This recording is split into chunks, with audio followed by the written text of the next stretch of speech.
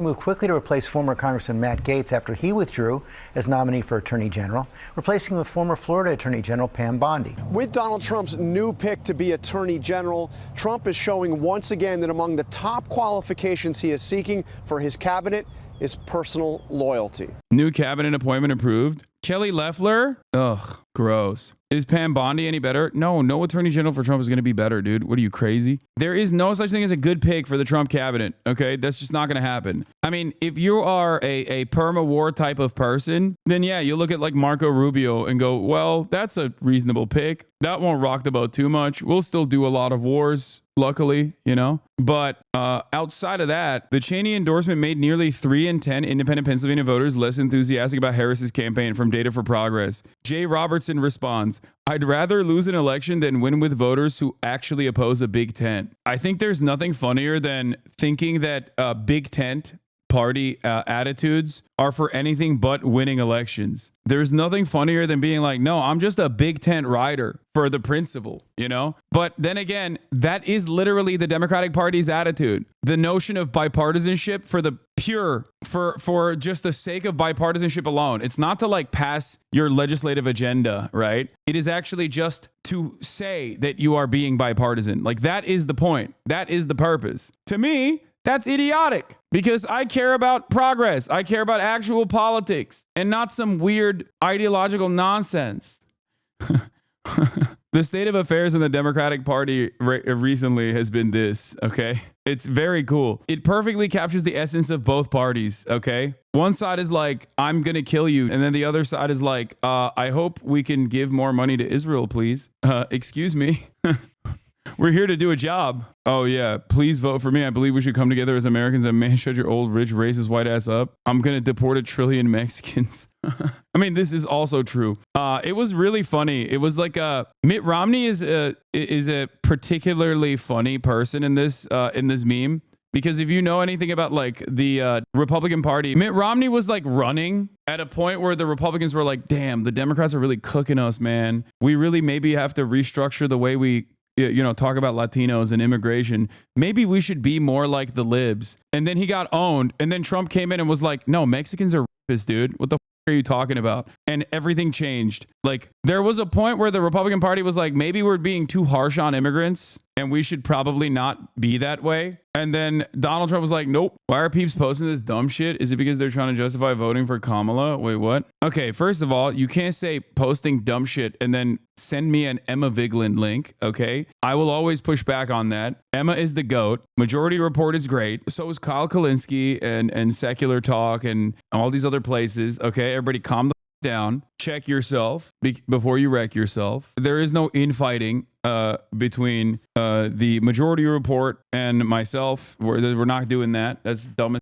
This is why there was a real opportunity to pressure Harris to change course on policy if she won. Biden's Zionism was uniquely rabid, racist, and untethered from reality. I don't agree with her on this. I'll be honest. Like, I don't think Kamala Harris was going to change trajectory on Israel at all. But, you can have disagreements with your friends who you admire as colleagues and peers. Okay. Just want to shout out my GOAT, Gary Lineker. This sport may be a blunt tool of social change, but it's time to take a stance against Israel. Oh my God. Gary Lineker coming out and popping off, dude. My Lord. I volunteered at a fire department where most of the guys are Republicans, some explicit Rogan fans. They all agreed they hated Liz Cheney and the military-industrial complex. The funniest thing was I brought up Vivek Ramaswamy. They all agreed he was weird, but thought he was somehow appealed to moderates and even liberals. Yeah, I think that as the battle lines are drawn, as ideological boundaries are set, and people just basically operate on hug boxes and echo chambers, you are going to see more and more of that. Like, there's nobody like wants to understand what other people are thinking at all at this point. I hate to be that guy who's like, oh, we need to find a center. I'm not saying that at all, but I do think that there is value in fucking talking to, your fellow man, right? And understanding where they're coming from and try to convince them that they might be wrong. But no, don't do it in a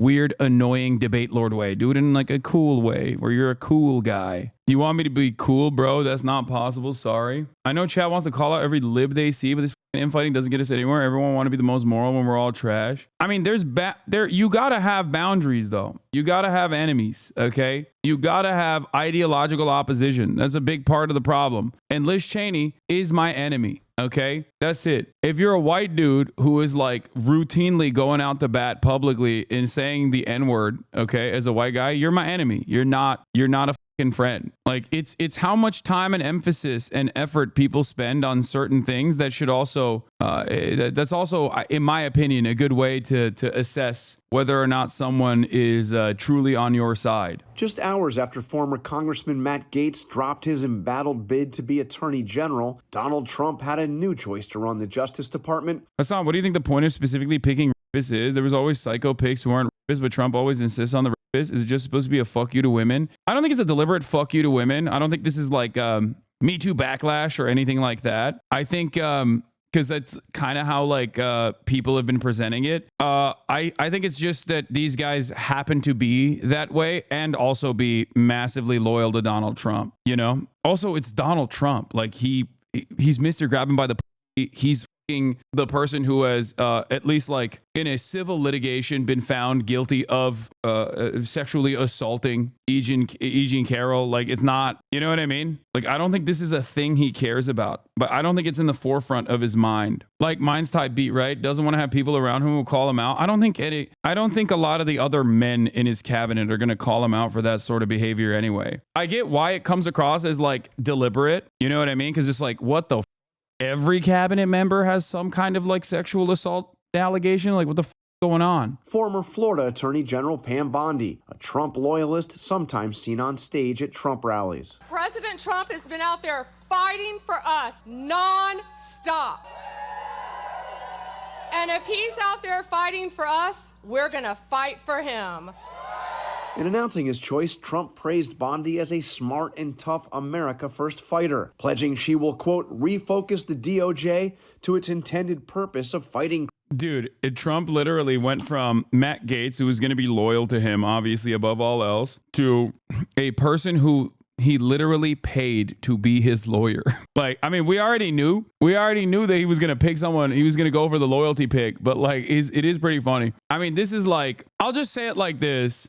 Institutional norm defenders freak out over this, but like, I mean, you know, JFK did something similar too, right? It's just something that people do. Don't you always pay lawyers? I'm just saying, like, someone who he paid to engage in legal defense for him. Also, Chatter's talking about how, like, don't you always pay your lawyers? If you're Donald Trump, no, you don't always pay your lawyers. Crime and making America safe again. Bondi served as Florida's Attorney General from 2011 to 2019, a tenure not without controversy, including her decision to pass on a case against Trump University shortly after receiving a donation from the Trump Foundation. But both Trump and Bondi deny any wrongdoing. After Joe Biden won the 2020 presidential election, Bondi backed Trump's false claims of election fraud. More recently, she has worked as a lobbyist and a registered foreign agent. Among her past clients, the government of Qatar. Perhaps most importantly to Trump, she's been a loyal member of his inner circle for years now, joining him on the campaign trail back in 2016. I can tell you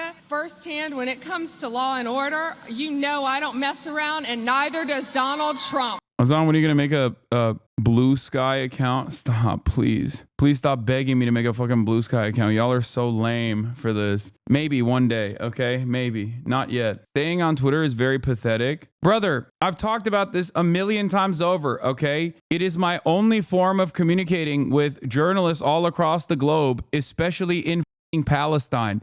What do you want me to do? Tell a dude who's literally experiencing genocide that he should get on fucking Blue Sky so we can communicate with one another? No, that's not gonna happen, okay? I'm a goddamn adult. Like, y'all are crazy. As long as the media is still on and breaking stories on Twitter, and it's my primary method of communicating with members of the media, then I'm still going to be on there, okay? Till the very last breath. Sorry I'm being such a hater, but the vibe on Blue Sky right now is people who say notorious RBG. Oh my Lord.